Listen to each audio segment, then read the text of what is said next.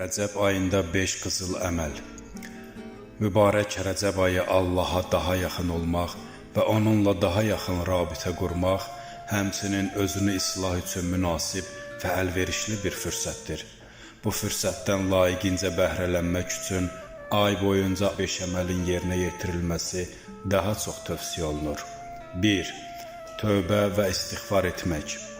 İmam Sadiqdən Həzrət Peyğəmbərin belə buyurduğu nəql olunur. Rəcəb ayı ümmətimin istiğfar ayıdır. Bu ayda çoxlu istiğfar edin, Allahdan bağışlanmağınızı diləyin ki, həqiqətən Allah bağışlayan və mehribandır. Elə isə çoxlu deyin, Əstəğfirullahə və əsəluhu tövbə. Bu dəyərli fürsətdən istifadə edək, Rəbbimizin dərgahına üz tutaq, xəta və günahlara, dildən çıxan nalayiq sözlərə, qeybət, böhtan, yalanlara, eləcə də eşidilən haram sözlərə və yersiz və bihudə işlərə və sair bəyənilməyən əməllərə görə mehriban və bağışlayan Allahdan məğfirət və bağışlanma diləyək. 2.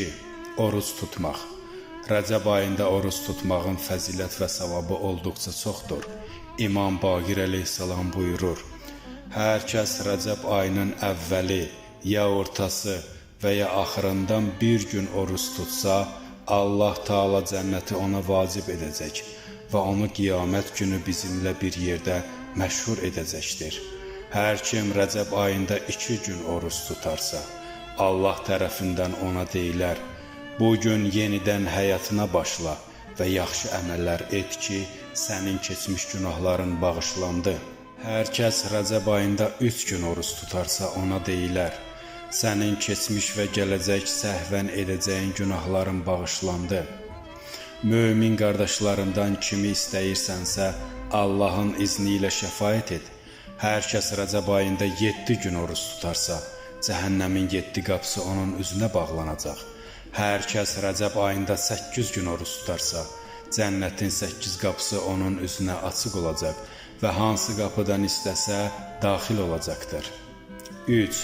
Çoxlu salavat demək. Salavat zəhmətsiz bir əməldir. Savabı isə olduqca böyükdür, xüsusən də Rəcəb ayında. 4. Namazı ilk vaxtında qılmaq. Bu mübarək ayda mühüm əməllərdən biri də namazı ilk vaxtda qılmaqdır. Peyğəmbər Əkrəm Allah Taalanın belə buyurduğunu nəql edir: Mən namazı vaxtında qılan bəndəmə söz vermişəm ki, əzab verməyim və onu sorğu-sualsız behiştə aparım. 5. Quran oxumaq. Unutmamalıyıq ki, Qur'an-ı Kərim bizim həyat proqramımızdır. Allahla bəndələri arasında qırılmaz və möhkəm kəndirdir. Ən yaxşı öyüd nəsihətdir, hidayət və rəhmət kitabıdır. Onu tilavət etməyin bərəkəti çoxdur.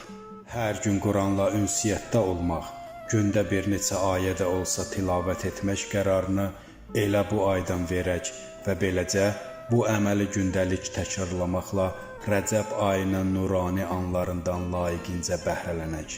Peyğəmbəri Əkrəm buyurur: Həqiqətən bu qəlblər pas atır, necə ki dəmir su ona toxunduqda pas atır. Soruşdular: Ya Rəsulallah, onun cilası varmı? Peyğəmbər buyurdu: Ölümü çox yad etmək və Qur'an oxumaq.